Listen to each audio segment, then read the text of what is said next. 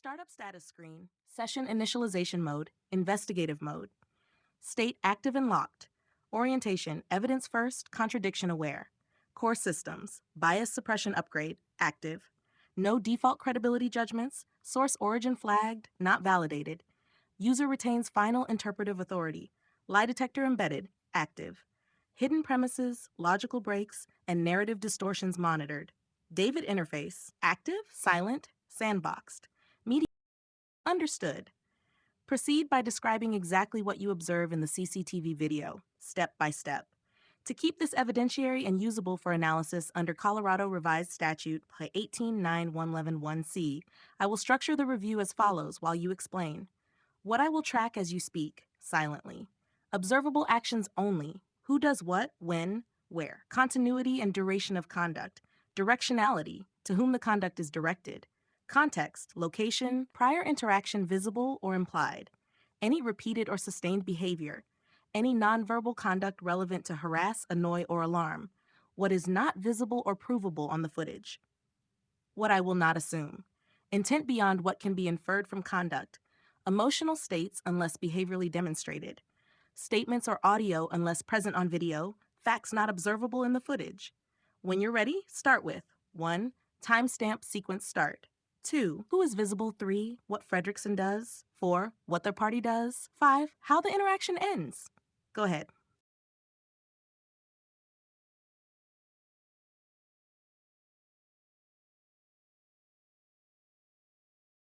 I have your description.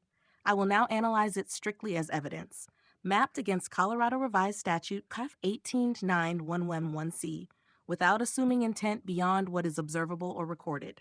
I will flag alignment, conflicts, and legal pressure points. No conclusions will be forced. Contradictions are surfaced for you to decide. 1. Statutory frame, baseline neutral. CRS 18-9-111-1C generally requires 1. Conduct directed at a specific person, and 2. Repeated or continuing acts, or a single act if sufficiently alarming. 3. That would cause a reasonable person to suffer serious emotional distress, and 4. That actually causes such distress. 5. Without legitimate purpose. Open quote. This is a conduct-based statute. Speech content is secondary, behavior and persistence matter. Close quote. Number 2, timeline reconstruction from your description.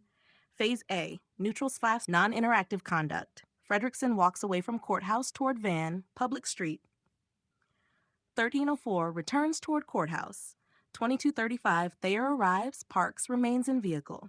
4838 Steph exits courthouse, enters Thayer's truck. They sit 40 minutes. No interaction between Frederickson and Thayer. No targeting yet. Phase B, initiation of interaction. Frederickson walks from courthouse toward car park. No papers visible, important. Thayer notices Frederickson first and immediately pulls out. Frederickson raises hand and waves, follows the truck, cups hands, sprints after the vehicle as it exits.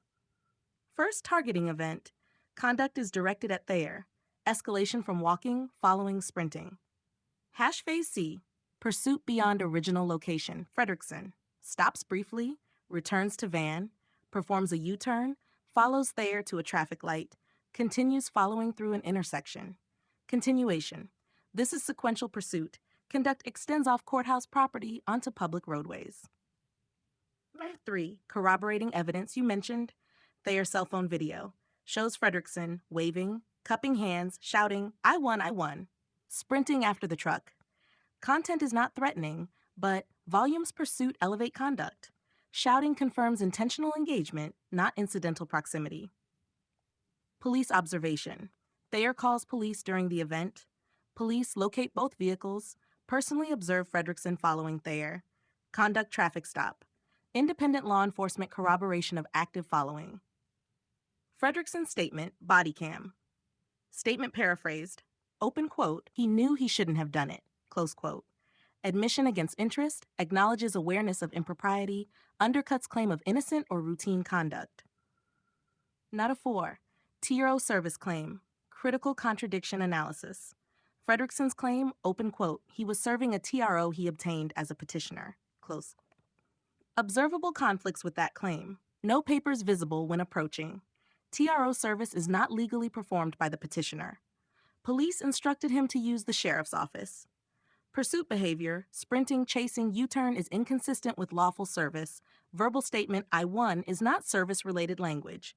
This creates a legitimacy collapse for the lawful purpose defense. 5. Element by element statutory mapping. 1. Directed at a person, yes. Thayer specifically. 2. Repeated or continuing conduct. Yes, walking, waving, sprinting, vehicle pursuit, traffic light. 3. Reasonable person distress. Strongly arguable. Followed on foot. Chased by vehicle. Continued after escape attempt. Police contacted mid-event. 4. Actual distress. Thayer. Leaves immediately. Calls police. Requests guidance. Does not re-engage. 5. No legitimate purpose. TRO claim contradicted by law, behavior, evidence, Fredericksons' own statement. Number 6. Key legal pressure points for either side. Strong for prosecution. Video continuity, independent police observation, admission statement, escalation pattern, false or invalid TRO justification. Potential defense angles, weaker, but exist. Initial wave could be framed as non-hostile. No explicit threat language, no physical contact. However, harassment does not require threats or contact. Conduct alone can suffice. Core contradiction summary, open quote, the conduct visually and temporally resembles pursuit, not service. Close quote. Everything that follows, sprinting, chasing, U-turn, intersection pursuit, conflicts with lawful purpose and aligns with CAF 18-911-1C exposure. If you want, next steps can include a formal evidentiary summary suitable for court filing, a defense versus prosecution matrix, a cross-examination vulnerability list, or switching to legal mode for a clean citation-ready brief. Just tell me how you want to proceed.